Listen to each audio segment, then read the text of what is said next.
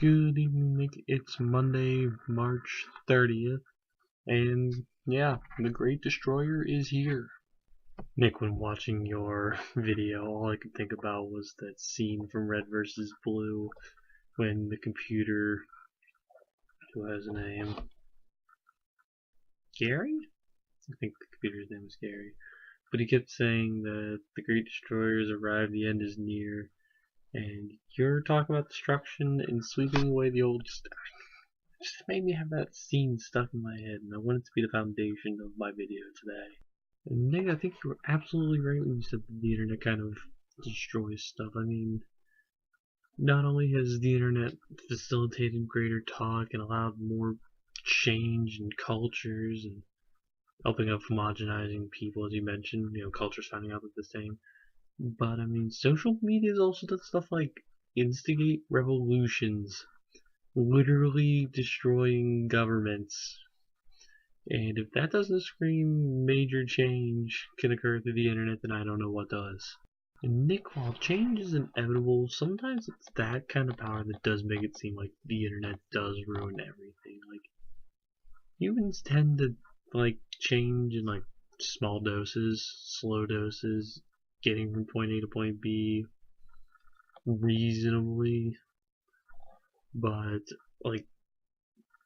knocking big stuff down can be terrifying, and radically changing the way things are done can also be terrifying because it doesn't always replace them. Nick, I know you were a big fan of Dragon Ball Z, or at least I really hope you are in order to understand what I'm about to say.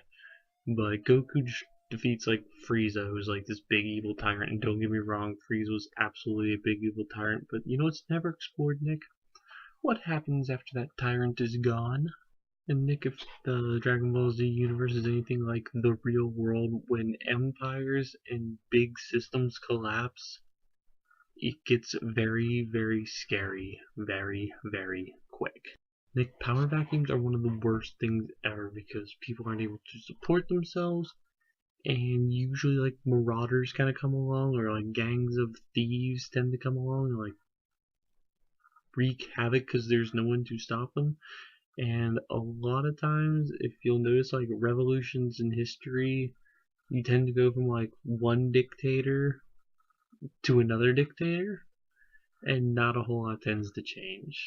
Nick, revolutions of culture can be just as terrifying as real political revolutions, because what do you do instead? And sometimes people are left with a sense of meaninglessness.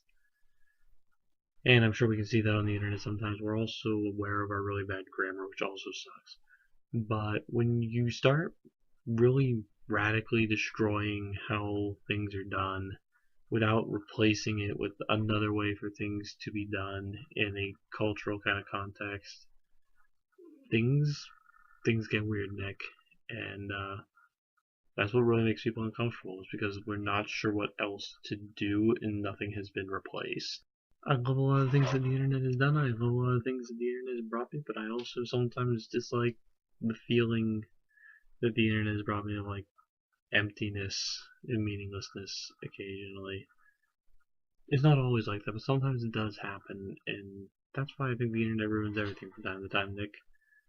Because it gets scary out there, and sometimes I like a little bit of comfort. But that's just me. Oh well, see you Wednesday.